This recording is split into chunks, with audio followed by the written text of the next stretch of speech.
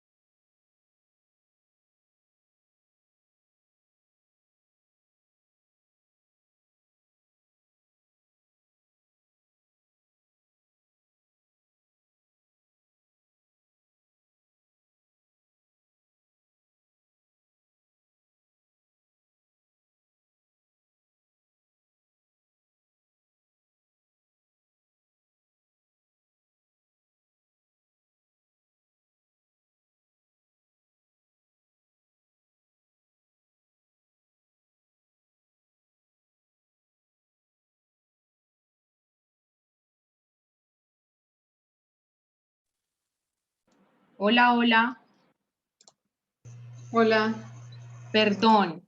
Hoy he tenido muchos problemas de conexión y preciso, creo que fui yo la única que me salí por un momento de la sesión.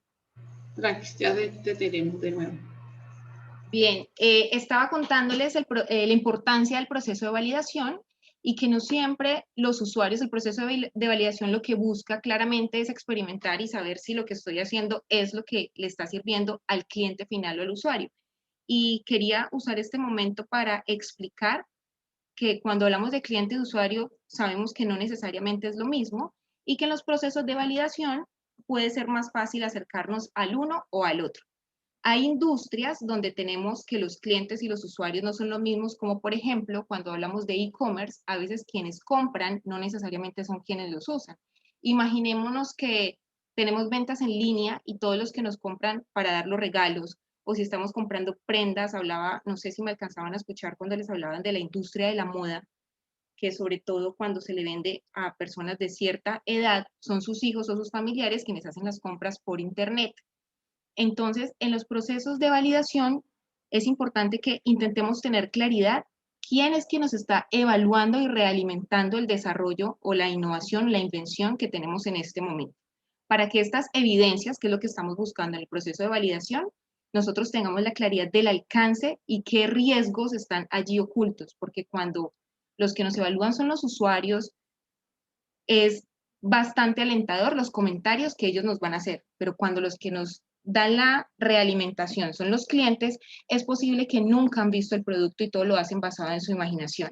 En muchos modelos de negocio a la hora de hacer una venta en línea, es común que se hagan pequeñas encuestas de satisfacción, pero las encuestas de satisfacción llegan a quienes han hecho la compra y como les digo, no necesariamente son los usuarios. Cuando nosotros estamos validando, si queremos llegar a hacer la validación, es muy importante que tengamos esto en mente. Pero entonces, en estos procesos de validación, como hay tanto riesgo, porque hay inversión y no sabemos qué nos van a estar realimentando, nosotros tenemos dos opciones, como ustedes vieron en la última sesión. Tenemos una opción de tener una relación riesgo-inversión que es alto, que es con el enfoque cascada. El enfoque cascada tiene un riesgo alto porque construyo la idea, voy perfeccionándolo como yo considero que es. Sin embargo, hasta el último momento, que es el lanzamiento del producto, es que voy a tener una realimentación de los usuarios o de los clientes finales. Entonces, consideramos que el enfoque cascada tiene un costo bastante elevado y esto depende de la decisión también y de la construcción o del desarrollo. Puede ser que en el camino sea tan incipiente este desarrollo. Imaginémonos que voy a sacar un producto alimenticio. Seguramente hasta que no tenga una preparación y una receta bastante perfilada con las características que quiero, por ejemplo, con baja carga calórica o que tenga productos orgánicos y demás, es difícil que yo lleve a testearla o validarla con los consumidores. Y hasta el final es que la voy a llevar.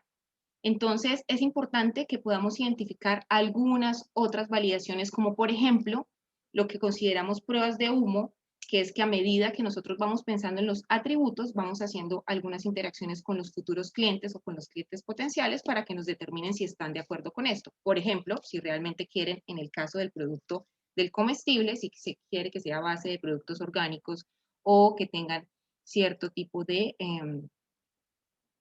otros ingredientes especiales respecto a las calorías. Entonces, de nosotros depende este diseño, pero una opción es el enfoque cascada.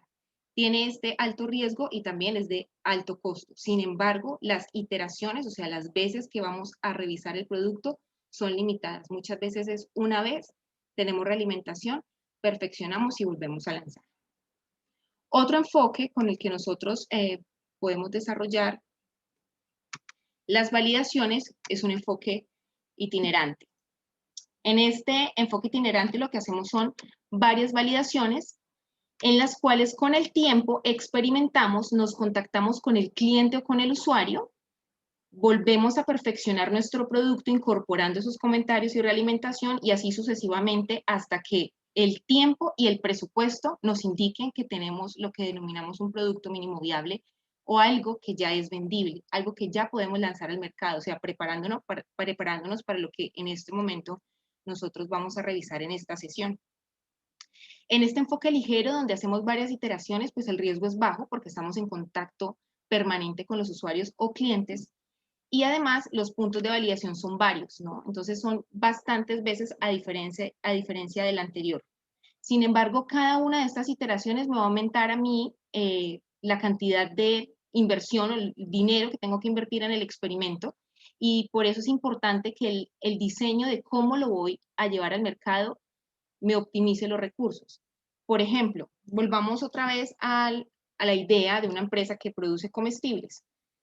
Si yo en el primer experimento quiero que ellos tengan un contacto con este producto, que lo prueben, pero de una vez me voy con el envase perfecto, el empaque muy bonito, un diseño de marca y demás desde el principio, seguramente para el siguiente los usuarios van a esperar algo mucho mejor, y la cantidad de atributos e inversiones que tendré que hacer, no solamente para mejorar los atributos propios del producto, sino también toda la experiencia alrededor de este, van a ser más altos. Siempre lo último que nosotros vamos a entregar debería tener todos los componentes posibles, no solamente de funcionalidades y de atributos, sino también de usabilidad y de interacción con este producto. Sin embargo, como les digo, al final del ejercicio, este enfoque ligero, o donde está centrado en el usuario y permanentemente está en contacto para la construcción, tiene un riesgo menor que si lo hacemos con el enfoque anterior. Una Cuando... preguntita. Sí, señor. Este módulo de introducción al mercado, las empresas que estamos desarrollando un prototipo, necesariamente, ¿por dónde partimos para este módulo? ¿Por la enfoque cascada? ¿Hacemos las consultas por ahí? ¿Iniciamos por ahí para este módulo? No sé si Jesús me puede ayudar a responder esta pregunta. Hola. A ver, ¿dónde está este señor Jesús? Jesús. Bueno, ¿quién me habló? Perdón, qué pena. De la empresa Metrocal. John. John Zipa. Sí. Sí, señor. Pues mira, realmente no entiendo que tú me estás preguntando si cuál es el tipo de validación que ustedes están desarrollando en este momento. Sí, señora, es un prototipo es un termómetro que mide las lecturas en tiempo real. Ah, ok, ya entiendo. Mira, no sé cuál sea el experimento que ustedes hayan realizado o si ya estén haciendo validaciones. Sin embargo, como te digo, tenemos dos, que fueron lo que vieron en la sesión anterior, dos formas para hacer la validación de este prototipo. Una, donde introducen los atributos que requieren en este termómetro y la llevan a validación con el usuario final o con el cliente, porque imagino yo que por el modelo de negocio de ustedes van a llevarlo a una empresa que distribuya, y los usuarios quizás serán otras personas con las que ustedes no tienen contacto directo, ¿verdad? Sí, señora, el prototipo ya está como en la parte final, como ya en la parte de ensamble, por decirlo así. Sí, Ya está como no está en la etapa de validación todavía, pero está en la parte de desarrollo del prototipo. claro. Nosotros tenemos varios tipos de prototipos. Hay prototipos que nos permiten ver funcionalidades básicas, y hay otros prototipos que nos dejan ver, o lo que llamamos prototipos, donde usamos más la imaginación, y esto lo voy a explicar a continuación. Y también tenemos unos prototipos que tienen las características funcionales identificadas. Entonces, creo que con lo que voy a explicar puedo darte una respuesta a cuál podría ser el tipo de experimentación adecuado al tipo de desarrollo que están haciendo en este momento. Cuando nosotros desarrollamos el prototipo, debemos plantear unas hipótesis cuando vamos a hacer la validación. Y las hipótesis son esas preguntas de qué es lo que queremos saber. Por ejemplo, queremos saber si lo que nuestro producto dice que para lo que sirve realmente es. Queremos saber si los clientes están de acuerdo con cómo luce físicamente, a la apariencia física de nuestro producto, o cómo luce la experiencia si es un servicio. O también, inclusive, podemos hacer validaciones para saber la relación costo-beneficio y si los clientes pagarían por ellos, que son más validaciones de mercado.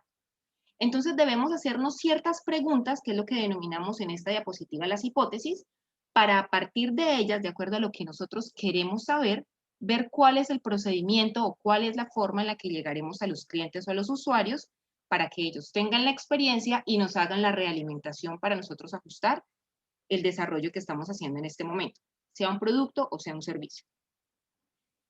Hasta este momento de plantear las hipótesis y el cómo me voy a contactar con ellos, no los he visto ni les he entregado el producto. Antes de eso es importante tener claro cuáles son los criterios de éxito.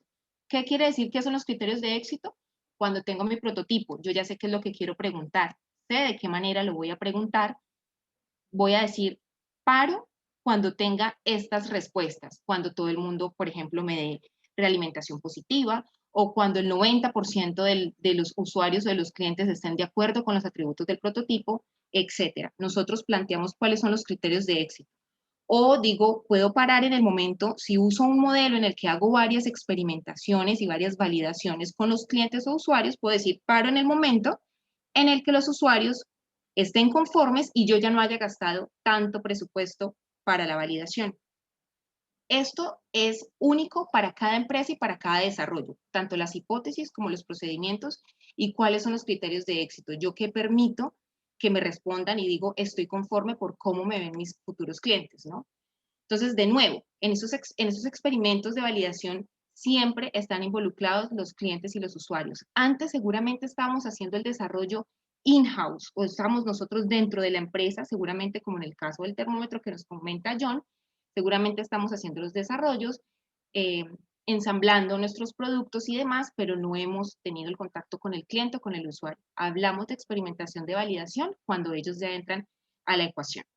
Puede tener diferentes niveles de complejidad. ¿Qué quiere decir esto? Que yo puedo darles a ellos el termómetro, por ejemplo, para que lo utilicen un tiempo o simplemente para que vengan a una demostración, o simplemente puedo decirles la forma en la que se los voy a mostrar de manera virtual, nunca tuvieron un contacto, porque seguramente me puede salir costoso o porque no tengo los medios en esta coyuntura de pandemia. En fin, la complejidad del experimento depende de los recursos. Pero, sí, señora, de pronto no será como muy riesgoso uno estar probando cosas, prueba de error en las instalaciones de los clientes, como que, ¿será que, o sea, será que la imagen de la empresa sí, sea que sí es el procedimiento más adecuado de Si llegar y tú probar y hacer un procedimiento?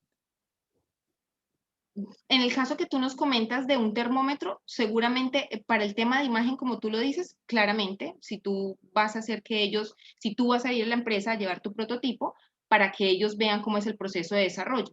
Seguramente ustedes hacen unas validaciones suaves internamente antes, me refiero suaves es donde consideren que tienen todos los atributos y las funcionalidades, en este caso del termómetro, para que luego ellos puedan hacer una prueba de uso. Es cuando ustedes tengan un producto viable funcionalmente hablando.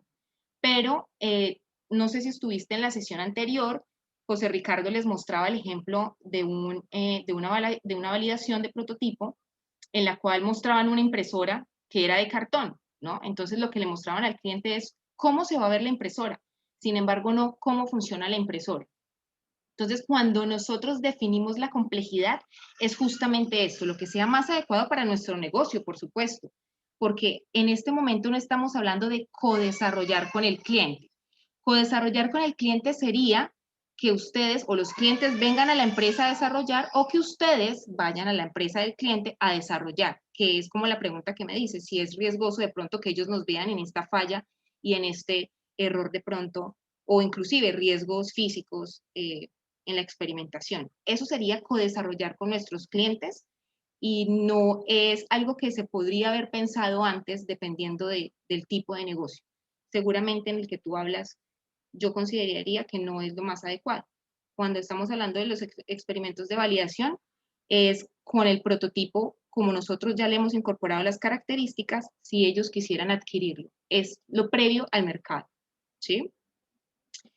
Bien, entonces la complejidad, como decía, depende del negocio, depende de la coyuntura en la que nosotros estemos y depende también de qué tanto nosotros tengamos presupuesto para hacer múltiples validaciones o también del tiempo, también del cliente final. Si nosotros no podemos contar con la participación de ellos, como decía al principio, siempre involucran al cliente o al usuario. Estos experimentos de validación se centran en las acciones del cliente, es decir, lo que nos importa es lo que el cliente, cómo interactúa con el producto que le estoy presentando. No es cómo mi producto interactúa con el cliente y qué le entrega, porque eso yo ya lo hice mucho antes, ¿cuándo? En el proceso de desarrollo, en el proceso donde yo ya dije cómo se va a ver mi producto, cómo va a funcionar, donde hay un componente de desarrollo tecnológico y experimental muy fuerte, más no de validación. Entonces, acá lo que nos interesa es el cliente y el usuario, cómo se ve y cómo reacciona frente al producto. Puede involucrar también los pensamientos y puntos de vista del cliente. ¿Qué quiere decir? Que el cliente de pronto dice, ay, está muy chévere este producto que me estás presentando, ¿y qué tal si puede tener una interfaz con y nos pueden hablar de otro producto y que cómo se pueden interconectar, inclusive nos pueden dar ideas para nosotros generar nuevos módulos o otros, diríamos, productos conexos asociados al desarrollo.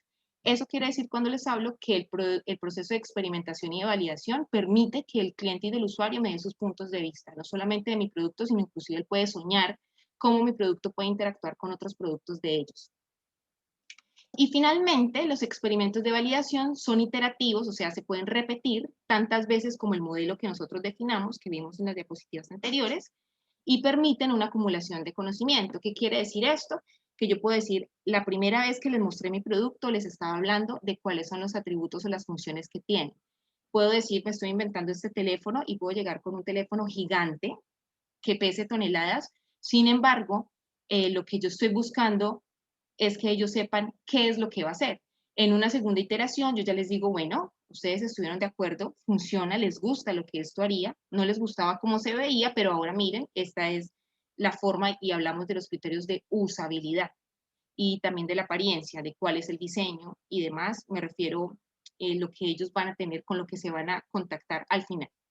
Y esta evidencia, dice, es sistematizable. Esto quiere decir que nosotros podemos, obviamente, tomar nota juiciosa y definir qué acciones internas podemos hacer para las mejoras en cada una de las iteraciones.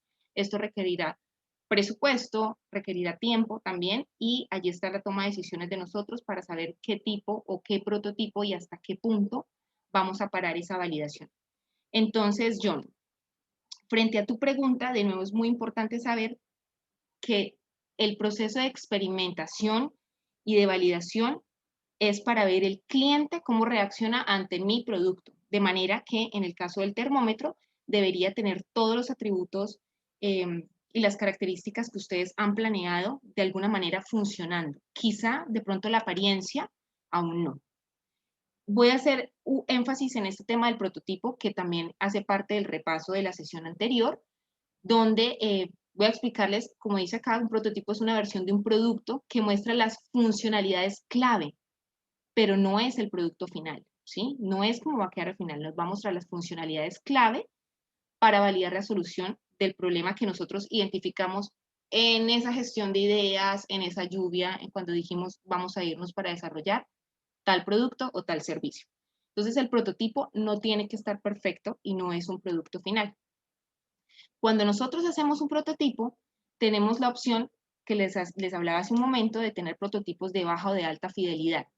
La similitud, o la diferencia entre estas es básicamente en lo costosa que pueden hacer, en la interacción que van a tener los usuarios o clientes con el producto, pero también en la realimentación que ellos nos pueden dar. ¿Por qué? Cuando yo uso un prototipo de baja fidelidad, lo que estoy buscando es que ellos tengan elementos de cómo se ve. Puedo llevarles planos, puedo llevarles un render, puedo quizá mostrarles algo como cuando vemos los celulares que no funcionan, pero que es para que miremos cómo lucen, ¿no? O dispositivos de esta manera que no van a funcionar, pero que la gente puede imaginarse cómo son. Le va a permitir al cliente o al usuario que tenga una idea. Siempre hablamos de una idea o de imaginarnos cómo se vería el producto cuando él lo adquiera. Permiten al usuario imaginar cómo funciona, pero no cómo está funcionando ni cómo funciona en realidad, sino imaginar. Esos son los prototipos de baja fidelidad. Y el costo es supremamente bajo. Como vieron en la sesión anterior, se pueden hacer prototipos como el ejemplo de la impresora, un prototipo en cartón, pero no imprime ni una hoja. La gente se imagina las dimensiones y cómo va a ser la estética del producto. Ahora, cuando tengo un prototipo de alta fidelidad, el usuario no solamente tiene ideas de cómo se ve estructuralmente el producto, sino puede interactuar y es tangible las funcionalidades principales. Permite al usuario tener una idea de cómo se vería el producto al final, pero a diferencia del de baja fidelidad, el usuario sí puede experimentar el funcionamiento del producto. Él puede tomar el termómetro, él puede coger la impresora, él puede utilizar el computador, él puede probar el producto, el jugo, puede medirse la prenda, en fin, lo que sea que nosotros hemos desarrollado, él puede experimentar con ese producto. Como es un prototipo y no se ve con toda la estética del tema, es de costo bajo. Así como en la construcción, pasa lo mismo con los prototipos. Cuando nosotros desarrollamos, cuando estamos haciendo un proyecto de construcción, muchas veces los costos son lo que llaman los acabados. Entonces, acá funciona exactamente igual. Cuando desarrollamos un prototipo, a veces pulir el prototipo para que esté listo para la venta puede incrementar los costos para que sea un producto final. Los prototipos intentamos siempre que sean de bajo costo, pero que permitan sobre todo, si no se están enamorando por cómo se ven, que sí se enamoren por las funcionalidades. Funcione perfecto y haga el producto lo que dice que tiene que hacer. Como son prototipos, son de bajo costo, sin embargo, los de baja fidelidad son de muy bajo costo. En este punto, que nosotros ya hemos hablado de los prototipos, ya hemos hablado de una validación y que todo esto se deriva además de una serie de ideas y de filtros que ya hemos hecho para llegar a lo que nosotros denominamos la ruta de la innovación, quiero presentarles a ustedes algo que se llama los niveles de desarrollo de la tecnología o niveles de madurez de la tecnología para situarlos en el punto que ya empezamos a tratar en este tema, en el punto específico de introducir esas innovaciones al mercado. Y creo que acá se nos pueden resolver algunas dudas y en el camino también lo podemos ir preguntando. He tomado esta imagen de lo que llamamos el TRL, por sus siglas en inglés, pero que es niveles de madurez de la tecnología. Recordemos que tecnología no solamente son máquinas, cables, etcétera, sino también conocimientos. Los conocimientos también son tecnología. Es la forma de cómo aplico el conocimiento a algo para solucionar un problema, ¿no?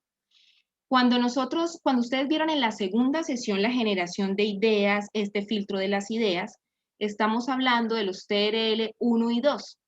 Estos 9 niveles se lo inventaron hace muchísimo tiempo en la NASA con el propósito de poder disminuir el riesgo de las misiones espaciales. Lo que pasa es que se ha, como decimos comúnmente, tropicalizado en los sistemas de gestión de la innovación, porque básicamente nos dan unos pasos para que nosotros probemos nuestras iniciativas de innovación y al final decidamos las inversiones hacia dónde van, eliminemos o disminuyamos más bien un poco el riesgo y podamos entregar productos al mercado que tengan un potencial de éxito enorme. Lo que definieron son 9 niveles de madurez. En este momento, en las sesiones, ustedes han profundizado en la gestión de las ideas, donde de pronto nosotros observamos las necesidades, miramos qué conocimiento nosotros tenemos para dar solución a esas necesidades, probamos algunos conceptos, algunas funciones, esto ya empieza a ser algo de desarrollo experimental, hace parte de lo que nosotros conocemos como prototipado y validación. Tenemos seguramente prototipos o diseños conceptuales. Luego de esto nosotros empezamos a desarrollar un poco más el producto, empezamos internamente a hacer validaciones internas o empezamos a hacer simulaciones. En las simulaciones nunca hay contacto con el cliente externo directamente. Hay quizá información de los clientes sobre los tipos de usos que le dan al producto que nosotros estamos haciendo o al servicio que nosotros vamos a prestar o a la tecnología que nosotros vamos a entregar. Sin embargo, es un tema cerrado en la organización. ¿Cuándo se empieza a abrir esto para tener interacción con los usuarios y los clientes? O clientes, cuando estamos haciendo los experimentos y validaciones que vieron ustedes en la sesión anterior y con lo que empecé esta cuarta sesión. Hablamos de prototipos funcionales cuando el desarrollo que estoy haciendo permite ver los atributos y las características para los cuales yo lo creé y que es fácil que yo lo pueda relacionar con las necesidades observadas en lo que acá nosotros denominamos el primer TRL o lo que ustedes denominaron identificación de necesidades en la sesión número 2. Entonces, en ese proceso de observación dije, bueno, hay un nicho de mercado que tiene esta situación, por tanto voy a formular esta propuesta de desarrollo y en este momento digo, ok, ya tengo algo que hace, así no se vea tan lindo, pero hace lo que tiene que hacer. Ya no hablamos de prototipos, como algunos los conocen, que es un poco más en papel y un poco más imaginario, sino hablamos de algo tangible. Pero aquí es el punto donde termina el prototipado de la validación y empieza la introducción al mercado. Viene, digamos que una toma de decisiones muy importantes en la organización, porque requiere una inversión y un cambio de equipo, seguramente, para continuar con el desarrollo. Me explico. Cuando yo tengo un prototipo funcional que lo estoy entregando al cliente o al usuario final, lo que nosotros vamos a empezar a hacer al final, en lo que se denomina gestión del nuevo negocio, o en lo que nosotros llamamos introducción al mercado también, en este momento las validaciones son de tipo comercial, validaciones de usabilidad, validaciones, creación o redefinición del modelo de negocio, bien sea de la empresa o de la unidad estratégica de negocio, que se puede modificar o que se puede crear a partir de este nuevo lanzamiento. Nosotros ya en este punto empezamos, como ya tenemos las funciones validadas, sabemos que la gente, los futuros clientes están conformes con nuestro desarrollo, pues nosotros simplemente empezamos a decir, ok, tenemos que hacer unos ajustes, pero ¿cómo va a llegar esto al cliente? ¿Quiénes son los clientes? Seguramente en el proceso de validación no hablé con todos los clientes posibles. Eso es un ejercicio casi utópico en una realidad de comercial natural, ¿no? Es difícil que nos hablemos con todos los clientes potenciales. De pronto podemos contactar a algunos y seguramente aquellos que nos dijeron que tenían esa necesidad que nos inspiró a desarrollarlo, pero no sabemos si el universo, tenemos solamente una muestra que nos ha alimentado, no sabríamos si el universo de posibles clientes de nuestro producto estén conformes con esto. Ni sabemos cómo vamos a llegar a ellos, ni sabemos cuáles son las características específicas que de pronto los otros sí nos dejaron ver en el proceso de validación. Entonces, pasamos del prototipado y de la validación a introducción del mercado con lo que denominamos el TRL8, y es revisar si tenemos un sistema completo. ¿Alguno de ustedes ha escuchado o tiene conocimientos previos o sabe que de pronto a qué nos referimos con un sistema completo o conocía de los TRL, de estos niveles de madurez? ¿No? Bien. Los sistemas completos o el punto después de nosotros hacer la validación y previo a lanzar el producto al mercado, seguramente hemos hecho algunos lotes de prueba antes, la gente, el público, los clientes, los usuarios están conformes con el sabor, con el color, con las funciones, bien sea lo que sea nuestro desarrollo, pero resulta que nuestra empresa no interactúa solamente con el usuario o con el cliente a donde nosotros vamos a hacer este envío o vamos a prestar este servicio. Nosotros pertenecemos a dos cosas. Uno, a un sistema o a un sector. Y dos, pertenecemos también a una cadena de valor. Entonces, la cadena de valor de este producto, que tendrá, así como tiene sus clientes, tiene sus proveedores, sus aliados estratégicos, o quizá pueda tener algunas intervenciones intermitentes o eventuales de algunos proveedores, ellos deben estar absolutamente alineados con la producción del prototipo. Y aquí les voy a contar una historia de la vida real que me pasó en un proceso de validación para un nuevo negocio. En alguna oportunidad, con la empresa y la academia creamos un producto, una máquina para el sector agro, que permitía que se recogieran los frutos de una manera fácil y además de esto que para terrenos como los que tenemos acá en Santander, que son bastante heterogéneos, pues fuera fácil para el agricultor poder hacer la cosecha del fruto. Hicimos, imaginémonos como una pequeña oruga, un carro tipo oruga, que no se volcaba, podía subir, podía encontrar piedras, pero nunca se volcaba, y tenía unas dimensiones con unos estándares internacionales europeos que lo hacen compacto, lo hacen de fácil transporte y demás. Logramos inclusive patentar este dispositivo, porque recuerden que en cualquier momento del desarrollo es muy importante que ustedes estén verificando si lo que están haciendo ya fue creado o no fue creado. La propiedad intelectual es muy importante porque si al punto de la validación ustedes no son conscientes del nivel de novedad que tienen, es posible que estén infringiendo propiedad intelectual ajena. Y esto nos puede traer un problema legal, sobre todo si estamos hablando de patentes que estén vigentes o inclusive de derechos de autor, si hablamos de programación o si hablamos de diseño, porque los diseños también se pueden registrar, si Claro, hablamos de software y demás. ¿Sí? El tema de la propiedad intelectual, industrial y todo ese tema de derechos de autor es un tema muy delicado Sí, señor. porque a mí me cotizaron como una experiencia personal un desarrollo para una convocatoria de innovación, un desarrollo de un software para mi empresa y los señores desarrolladores o la empresa desarrolladora, yo no Ujú, había leído que en la cotización decía que el software desarrollado a la medida tenía una vigencia. Se le cancelaban ujú, a ellos con recursos de la innovación, ujú. supongamos 27 millones, discúlpeme, 70 millones. Sí, Eh, la vigencia de ese software que desarrollaron ellos, que era supuestamente de mi empresa, era de 12 meses. Y entonces al terminar la vigencia, lo que me va a entender a mí es que ya me toca pagarles por el arriendo, por el uso de mi software.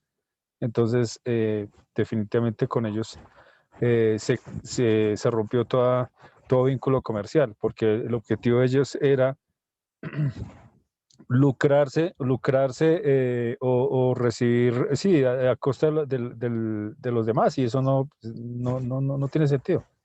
claro. Cuando nosotros estamos hablando de desarrollo de software es particular. ¿Por qué? Acá en Colombia el software no se puede patentar. El software se puede proteger a través de derechos de autor. Y la ley dice que aquella persona que hizo el código o aquellos que participaron en la arquitectura, digamos, yo soy el cliente y yo puedo decirle, por favor, necesito una solución, un software que permita que el usuario entre, escriba el nombre y escriba una carta y eso se guarde en la nube. Imaginémonos algo supremamente básico. Aunque yo soy el cliente, yo lo que le estoy dando a él es una idea. Resulta que las ideas no se pueden proteger de ninguna manera en ninguna parte del mundo. Ideas muchos tienen, pero pocos desarrollan y de manera efectiva. Por eso es que la ley, independientemente de derechos de autor o de propiedad intelectual, protege a aquel que pueda hacer ese desarrollo y haga la idea tangible. Las ideas tangibles son las que podemos proteger. Entonces, normalmente cuando mandamos a hacer un desarrollo a la medida, podemos encontrarnos con que la empresa en la que nosotros estamos solicitando este servicio nos tenga cláusulas como la que acabas de mencionar. Hay otras que dicen, no, me puede hacer el único pago, sin embargo, a la hora en que ustedes, como dueños del producto, hagan el registro del software ante la superintendencia, en este caso, de Industria y Comercio, eh, es importante que sepan, perdón, ante la Dirección Nacional de Derechos de Autor, perdón, es importante que pongan quién fue el desarrollador del software, pero quiénes de ustedes participaron en la arquitectura también de la lógica que hay detrás de eso, no solamente quién escribió el código. Ambos terminan estando en el registro ante la Dirección Nacional de Derechos de Autor. Cuando es una patente, imaginémonos que ustedes tenían pasantes en la empresa, estudiantes, y los estudiantes de su proyecto de grado prácticamente les hicieron eh, el diseño del producto, ayudaron a esto, solo que no tienen recursos, el estudiante le interesa graduarse, seguramente una persona muy pila, pero cuando nosotros vamos a solicitar una patente o algún otro tipo de protección, un modelo de utilidad, una obtención vegetal o inclusive los derechos de autor, los estudiantes, aún no siendo empleados, tienen derechos también en esto. Es muy importante y recalco que en cualquier punto del desarrollo en el que ustedes se encuentren, identifiquen bien quiénes están participando en la construcción de esto, porque por ley tienen derechos sobre la invención. Todos terminan siendo inventores, todos los que participaron en cierto grado, y esto es algo que ustedes internamente deben definir. Pero además de esto, nosotros no somos ajenos a que se nos ocurra algo que a otro ya se le ocurrió y que seguramente otro ya protegió. Entonces, podemos pecar por omisión y allí también se nos puede como devolver esta situación de propiedad intelectual. Entonces, fíjense que nosotros no solamente pertenecemos a una industria, estoy hablando en este momento de un sistema y de un sistema que es un sistema legal. Este prototipo que hicimos también puede tener riesgos frente a la legalidad. Me refiero a que esté respetando las normativas, las regulaciones y además de eso, la ley frente a los derechos de autor o la propiedad industrial. Esos son los análisis que debemos volver a verificar antes de lanzar un producto al mercado. Inicialmente, o el prioritario es la propiedad intelectual del producto que estamos sacando. ¿Por qué? En las validaciones es posible que hagamos modificaciones donde nosotros involucramos atributos o desarrollos o dispositivos que ya están siendo, que son patentados y que hay que pagar por ellos, ¿no? En el caso, por ejemplo, voy a contarles en la industria de los celulares, un celular puede tener alrededor de 15.000 o más patentes en los componentes, ¿no? Resulta que los componentes de los celulares, a veces las grandes empresas, hablemos de Samsung, hablemos de Apple, ellos a veces incorporan un montón de tecnologías y luego esperan las demandas, porque ellos ya saben que si lo lanzan al mercado, es tanta la venta que van a tener del producto que tienen cómo pagar todas las demandas, si es que se dan cuenta además que usaron esos dispositivos, ¿no? Pero estamos hablando de grandes empresas en el mundo que han utilizado esas malas prácticas a partir de su flujo de caja o de su liquidez. No son los casos normales cuando estamos buscando innovar para poder hacer desarrollo o para poder desarrollar desde el punto de vista económico y financiero la empresa. Por eso nosotros, de pronto que no somos Samsung, que no somos Apple, en este punto donde vamos a mirar que el sistema esté completo, debemos volver a revisar. Entonces, bueno, volviendo también para contarles el sistema completo, cuando en esta experiencia del desarrollo del producto para el agro, el producto terminó estandarizado, con, digamos, con bastantes atributos además que la gente no esperaba y que inclusive el usuario no sabe que se le estaba dando con un producto con una calidad enorme, era de bajo costo, de fácil transporte. Cuando nosotros hicimos la última validación y llevamos el producto al campo, porque antes teníamos un escenario simulado, o un escenario simulado no, emulado, era en el entorno real. Habíamos hecho una emulación, habíamos hecho una montaña, se habían sembrado ciertas cosas, y acá en la ciudad trajimos el dispositivo y los agricultores venían y miraban cómo funcionaba, ¿no? Si les gustaba y demás. Cuando tuvimos la primera experiencia de llevarlo a un cultivo, llevamos nosotros el dispositivo y nos encontramos con algo que jamás hubiésemos pensado, y es no andaba este tractor, por decirlo de alguna manera, porque la fuente de energía estaba a 3 kilómetros de donde estábamos nosotros. No teníamos un cable de 3 kilómetros. Nunca nos habíamos dado cuenta que en los procesos de experimentación y validación, la fuente de energía podía ser una barrera para poder sacar el producto al mercado. Lo que nos hizo hacer una experimentación o una validación, tuvimos una validación a realimentación que nosotros mismos vimos, y fue cambiar la fuente de energía, lo cual no fue fácil. Y ese proyecto aquí murió en este TRL8. ¿Por qué? Porque era muy costoso incluir energías no renovables, hablemos de energía solar para que pudiese funcionar, era muy costoso o ya no lo hacía viable financieramente porque lo que queríamos es que fueran pequeños agricultores y facilitarles la vida. La inversión para ellos iba a salir mucho más costosa a pesar que habíamos optimizado el valor de producción del producto. ¿Por qué? Porque no habíamos revisado la fuente de energía. ¿Por qué? Porque aunque habíamos hecho un prototipo con una fidelidad alta, no habíamos revisado el sistema de manera completa. O Ya sea, estábamos haciendo cuentas. Señor.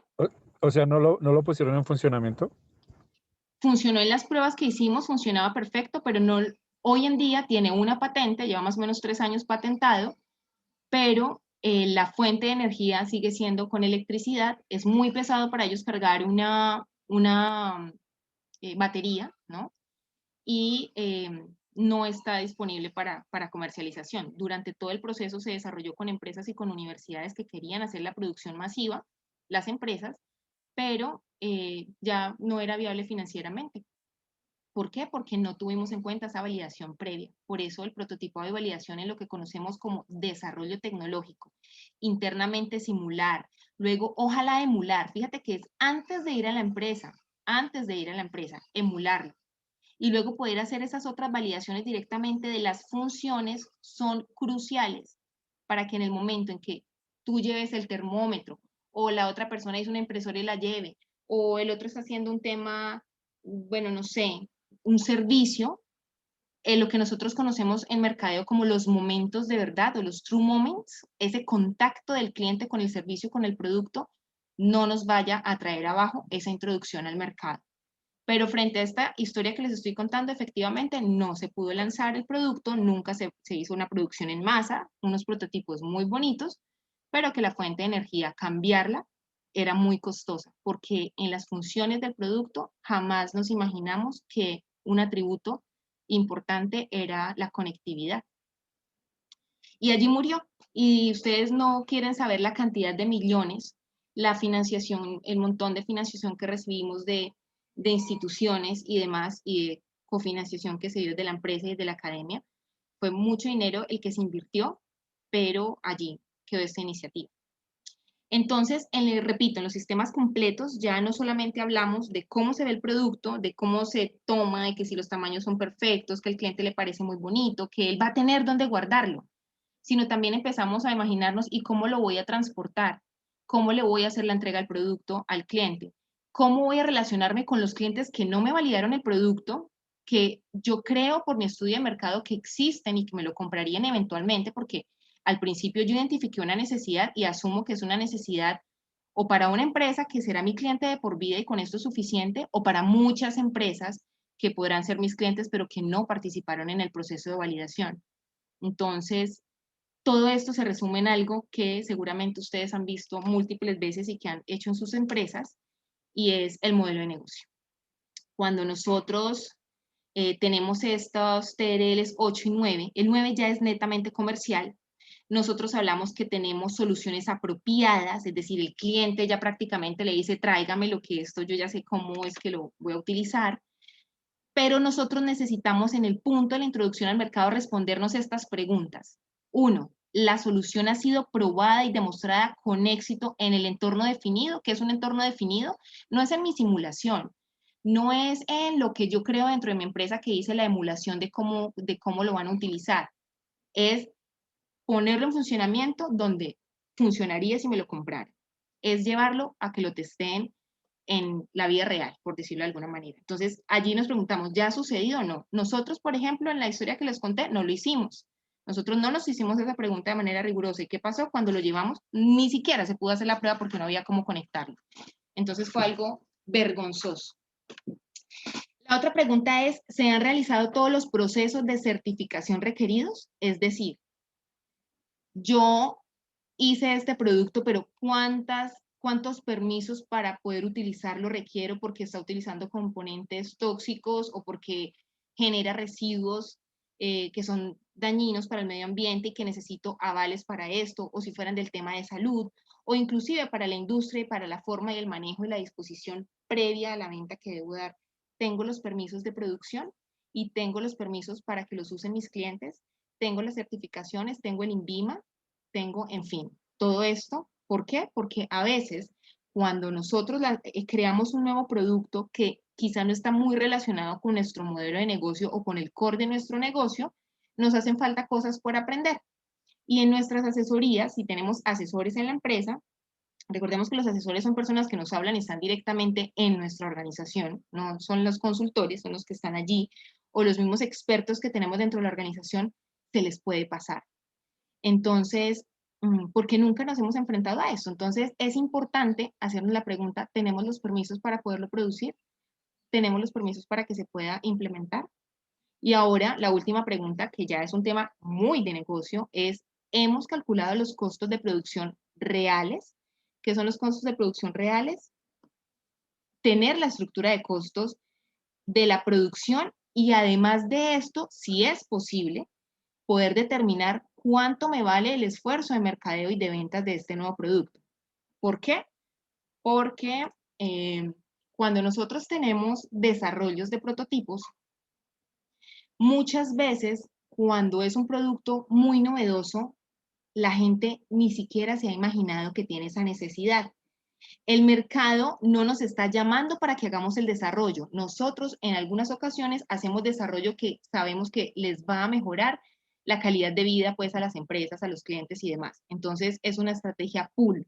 Yo empujo mi tecnología al mercado, no es el mercado quien la está llamando. Y es un análisis de oferta y de demanda que yo tengo que hacer. Cuando hago ese análisis y descubro que es posible que en mi desarrollo sea yo quien me lo haya inventado y sea algo espectacular, que nadie se imagina que yo lo voy a presentar o que no lo han necesitado hasta el momento, los costos de producción implican un esfuerzo también de mercado y de venta que sería interesante cargarlo a los primeros lotes de producción y no cargárselo a los costos de la empresa, porque un fracaso podría traerme, obviamente, arrastrarme las otras unidades o los otros productos que yo estoy vendiendo. Entonces, esta última pregunta, que es netamente comercial, es importante analizarla no solo desde cuánto me vale la construcción, sino el proceso de producción y de venta también. Tengo una pregunta, discúlpame. Sí, señora. ¿Quién me habla? Perdón, es que me toca. Gladys, sí. Gladys, listo, sí, señora. Gladys. Bueno, nosotros estamos con nuestro prototipo de la hoja de bijao, digamos, en una bolsa de bijao. Aquí, digamos, me surge pues obviamente una inquietud, pues seguramente, ya estamos seguramente próximos a este tema de validación, por eso muy pertinente en la conferencia. Sin embargo, aquí hay dos situaciones. Una, digamos, pienso que viendo lo que en la etapa 7 más o menos que usted decía, es una bolsa que quisiéramos, o la 6, bueno, las pruebas de laboratorio, donde es una bolsa que, digamos, se piensa que es para diferentes mercados. Ojalá veíamos una opción, digamos, en tiendas éxito que están utilizando bolsas de bijao para, digamos, nos gustaría, por ejemplo, entrar a ese tipo de mercado porque la bolsa no sería como para el cliente final, sino para, digamos, como ese tipo de mercados. Ahí sería interesante un poquito conocer como las recomendaciones de validación, pero también iría de pronto al uso de alimentos. No sé si es necesario de pronto recomendarles hacer unas pruebas de microbiología. ¿Unas pruebas de qué, perdón? Microbiología, ¿en el qué sentido? Ok, sí. Porque por lo que tú estás diciendo, las certificaciones, si las vamos a utilizar para alimentos, así bien no sea, digamos, el empaque, pero que de pronto sea, si vamos a pensar en Frubers o si vamos a pensar en supermercados, o sea, digamos que la bolsa la estamos pensando pues para reemplazar el plástico realmente, ¿cierto?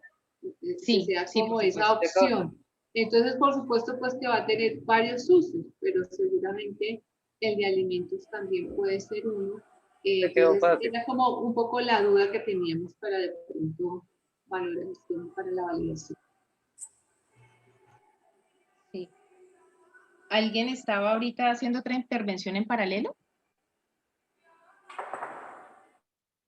Vale, bueno, Gladys, frente al producto que tú nos estás comentando de las bolsas de bijao, claramente, digamos, pensaríamos, seguramente ustedes en las necesidades se dieron cuenta, primero, que usar productos o hacer desarrollo de productos que ayuden al impacto o a la huella de las industrias, no solamente es tendencia, sino es necesidad. Pensemos en los bonos y otros beneficios que las grandes empresas pueden tener. Lo importante allí sería definir unos mercados iniciales, porque tú dices puede ser para los Fruber, pero quizá puede que alguien que desarrolle un producto o que haga algo, un alimento, quisiera empacarlo y venderlo con este tipo también de bolsas, como lo comentas. Dependiendo del cliente, pueden existir nuevos experimentos. Seguramente, si es para empacar algo que no sea perecedero, ¿sí? Reemplazar las bolsas del éxito, por ejemplo, que fueran un cliente o en este tipo de modelo de negocio, no van a necesitar nuevos experimentos, pero cuando ustedes empiezan a introducir nuevos clientes, puede existir proceso de desarrollo y de perfilamiento de este producto que puede que ya han vendido un montón, pero a otros arquetipos de clientes. Ahora, si nosotros estamos pensando que alguien dice, Gladys, qué chévere las bolsas, me encantaría, yo hago empanadas y me encantaría mandarlas divinas en esas bolsitas, pero resulta que la empanada de por sí tiene un proceso de descomposición y demás, seguramente ustedes tendrán que hacer nuevos análisis de microbiología porque no solamente es lo que puede afectar la vida del producto o el ciclo de vida del producto que se está guardando en la bolsa, sino también cómo va a reaccionar la bolsa ante estos usos. No necesariamente se tiene que hacer para todos. Yo no te tendría una respuesta de los análisis que hay que hacer, pero lo que veo es, por lo que imagino que es la solución que ustedes están desarrollando, que tienen posibilidades de tener características o tipologías de clientes. Pueden ser en un mismo segmento. El segmento sería como el pueblito, ¿no? Entonces imaginémonos, no geográficamente, sino un mundo en una industria o en un sector muy similar, pero dentro hay diferentes tipos de clientes con unas características y necesidades particulares. Esos clientes particulares, si no son la mayoría, probablemente no son los primeros que nosotros vamos a testear en nuestro producto, es decir, no vamos a entregar funciones o atributos puntuales porque se nos pueden incrementar los costos de experimentación y validación que vieron ustedes en la sesión anterior, que fue con lo que comencé ahora, ¿no? Dependiendo del cliente, yo decido si le dejo conocer mi producto al final o lo voy perfeccionando. Pero si voy con un cliente muy particular o para un uso muy particular, seguramente los análisis que debo hacer me van a incrementar los costos. Pero si no son la mayoría, pues no van a ser los que en este momento, como estamos hablando de introducción al mercado, la idea es poderlo vender más, pues no lo hagamos de una forma costosa.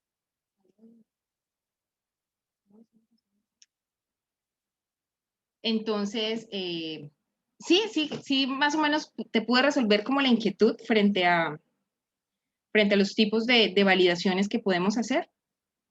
Queremos nosotros en este momento que el producto luego de validarlo sea viable para venderlo, ¿no? Entonces, sí, de acuerdo, gracias.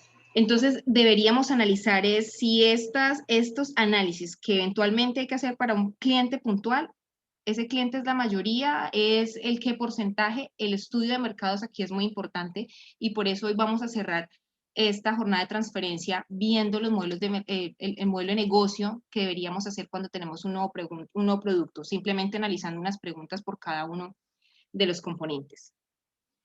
Ya volviendo entonces a que nosotros validamos algo y queremos hacer esta introducción al mercado, que es lo que en la diapositiva anterior les mostré que se denomina introducción al mercado o gestión del nuevo negocio, ¿no? Es la última etapa del proceso de innovación. Aquí es donde digo si innové o no innové. Porque cuando nosotros innovamos es porque inventamos algo, por eso sabemos que tenemos derechos, ¿no? Derechos de autor o propiedad intelectual, siempre.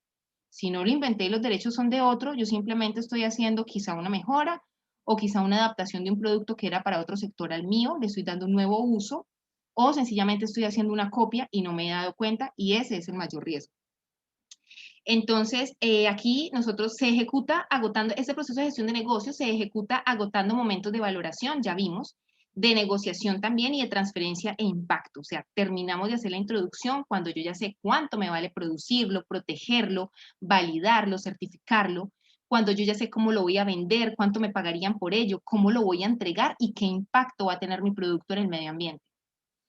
De pronto ustedes vieron en la sesión, de pronto no, en la segunda sesión ustedes vieron un caso en el cual les mostraban una máquina que hacía jugo a partir de unos pots, de estas cápsulas, ¿no? Que se ponen aquí en esta máquina y allí salía el jugo. Pero, ¿por qué fracasó? Tenía un diseño muy bonito, tenía una funcionalidad atractiva, un poco de lujo inclusive, ¿no? Eliminaba el hecho de tener que preparar uno mismo sus jugos y sus bebidas. Sin embargo, tuvo un problema particular y es que solo funcionaba con los pots de esa marca. O sea, casi que era un monopolio, por decirlo de alguna manera, trayendo la analogía, para hacer estas bebidas de manera automática. Entonces los clientes se cansaron de depender del único proveedor y fracasó en el mercado esa introducción de los pods. O de los teléfonos celulares personalizados, el de ESPN, también estaba en otra de las sesiones anteriores.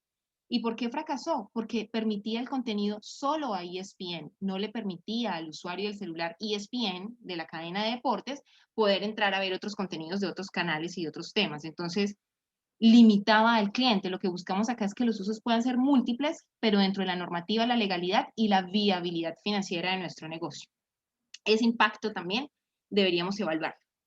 Y bueno, esta introducción corresponde a la estructuración del desarrollo de la invención, o sea, el producto o del servicio que he creado, como un caso de inversión. Es decir, acá la empresa decide cuánto voy a invertir y si sí o si no. Y esa inversión debe ser atractiva para que nosotros decidamos sacarlo al mercado. ¿Qué, ¿Sí? qué es? Disculpe, una preguntita, qué pena, tanto Sí. preguntar. No, me encanta. ¿Qué es mejor? ¿Desarrollar, diseñar, desarrollar e implementar un prototipo o coger uno desarrollado y realizarle mejoras? Uy, no, esa es una pregunta difícil. Me siento en mis universos. No sabría qué responder. Te voy a decir por qué. Si la empresa no tiene el presupuesto, por ejemplo, para hacer un desarrollo, pero tiene una demanda de la solución increíble, hay dos opciones. Una, hago codesarrollo. Dos, pido que me transfieran quien tenga el desarrollo que ya lo hizo, porque tú dices, si otro lo hizo, yo voy a replicarlo y venderlo, ¿verdad? Solamente que lo estoy adaptando al mercado, puede que en otros Pero países realizarlo, exista y aquí no. es que lo hacen, hay gente que lo hace. Cogen Sí. lo ya existente, le hacen una mejora, lo patentan, lo registran y lo venden. Claro, uno puede hacer una mejora, eso se llama un modelo de utilidad, y para eso dan una protección también, la superintendencia también te la da. El modelo de utilidad cumple con dos de los tres aspectos importantes. Uno es la aplicación industrial, o sea, lo que tú haces debe servirle a alguien. Dos, debe tener un grado de invención, y tres, debe ser original. Ellos no cumplen con la originalidad, por eso no les dan patente, les dan modelo de utilidad, porque hicieron una mejora, ¿sí? Uno puede tomar y es legal, ¿sí? Lo que quiero decirte es legal. Existen también, o sea, pueden haber otros ejemplos que tú me traigas que son fuera de la ley, pero yo puedo hacer una mejora y estar bajo la ley y tener patente. Pues patente no, modelo de utilidad, se llama esa, como quien dice, es propiedad intelectual también, pero no cumplo con los tres requisitos. Cuando yo hago una solicitud de patente, a mí la superintendencia me revisa el nivel de invención, el grado de novedad y la aplicación industrial. Si yo me invento un lapicero de pasta transparente, con tinta transparente y volador, no me lo patentan. ¿Por qué? Porque no tiene una aplicación industrial, a nadie le sirve, ¿sí? Pero es altamente novedoso y es original, ¿sí? Pero no tiene una aplicación. Entonces, ellos siempre miran esas tres variables, debe responder a un problema. Y con eso problema, o sea, que tenga una aplicación en la industria o en la sociedad, te van a dar la patente siempre y cuando sea original y tenga un grado de invención. No puede ser que existe un diseño de un lapicero y yo le puse arriba un corazoncito, ellos no me lo van a dar como una mejora, porque el esfuerzo para hacerlo no es mucho. Cuando nosotros nos evalúan para darnos la protección de las invenciones, son unos expertos que dicen, uy, sí, la persona que está solicitando esta protección realmente se esforzó bastante, a mí no se me hubiese ocurrido. O de pronto se me ocurre, pero sé que se tuvo que esforzar. Son expertos en el área, son pares los que están revisando y cogen como dice uno, a darle palo a la propuesta que uno les está presentando para protegerla. Cuando son modelos de utilidad es un poco más sencillo, porque saben que lo están necesitando y que debe ser, que de pronto otro ya lo había hecho, pero hay una mejora que no existía.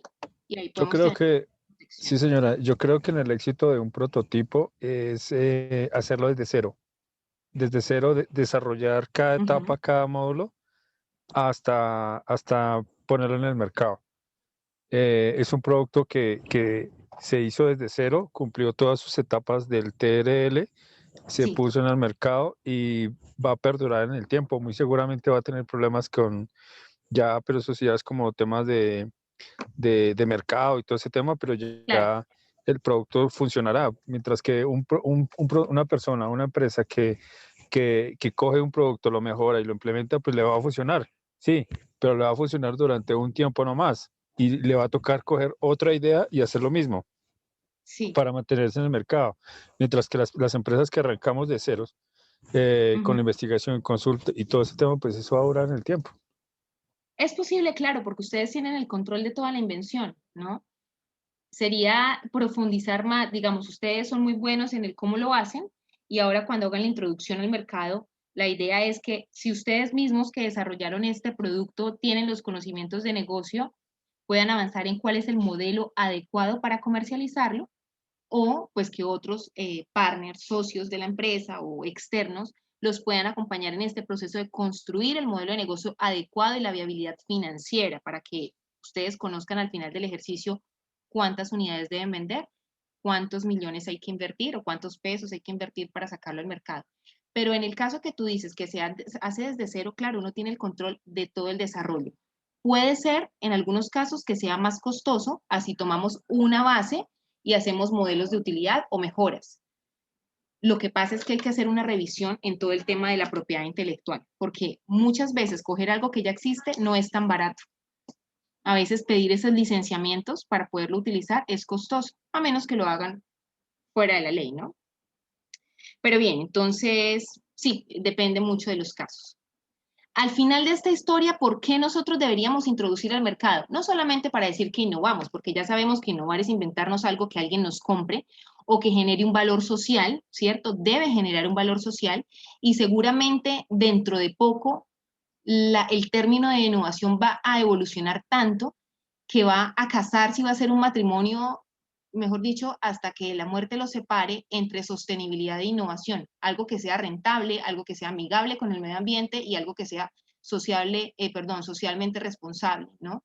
Seguramente el concepto de innovación va a migrar allá, pero en este momento creo algo para que le sirva a la sociedad. Así mi cliente sea una empresa, esa empresa se lo entregará a otro y en algún momento a la sociedad le va a llegar el beneficio de la máquina que nosotros creamos, que es una embotelladora para Postobón, para embotellar las gaseosas. Nosotros nos inventamos eso. No importa, al final la gaseosa va a llegar al cliente final. Siempre hay un valor social, pero además de eso, vamos a decir que la introducción al mercado nos va a reflejar a nosotros un valor económico o al menos una mayor reputación, que es lo que podemos llamar un valor de marca. O quizá mejoras financieras también visto en que vamos a producir y a vender más, que es lo que llamamos valor productivo. Entonces, la innovación al final debe siempre contemplar un valor social, pero traerme valor a la organización, que sería, en inglés lo conocemos como profit, ¿no? En español decimos valor para todo, pero en inglés, en la gestión de la innovación, cuando miramos, digamos, las teorías en inglés, hablamos de profit y de value. Uno se refiere más a estos intangibles y los otros se refieren más al valor económico, al retorno de la inversión. Por eso, introducimos nosotros al mercado lo que nos hemos inventado, al menos para mejorar en alguno de estos aspectos, económicamente, productivamente o en la marca que nosotros tenemos. Cuando nosotros ya hemos creado este desarrollo, pues debemos revisar nuestro modelo de negocio si contempla todos los canales, cómo vamos a buscar los clientes y demás para este mismo. No sé, ustedes seguramente ya conocen esto, que es el lienzo de modelo de negocio. Seguramente, no sé, quisiera saber si ya lo han trabajado previamente, si ustedes en sus empresas o en sus instituciones ya lo han trabajado, si de pronto en otro programa lo han desarrollado para esto o es para saber de pronto si profundizamos más en algunos aspectos o hacemos el recuento completo.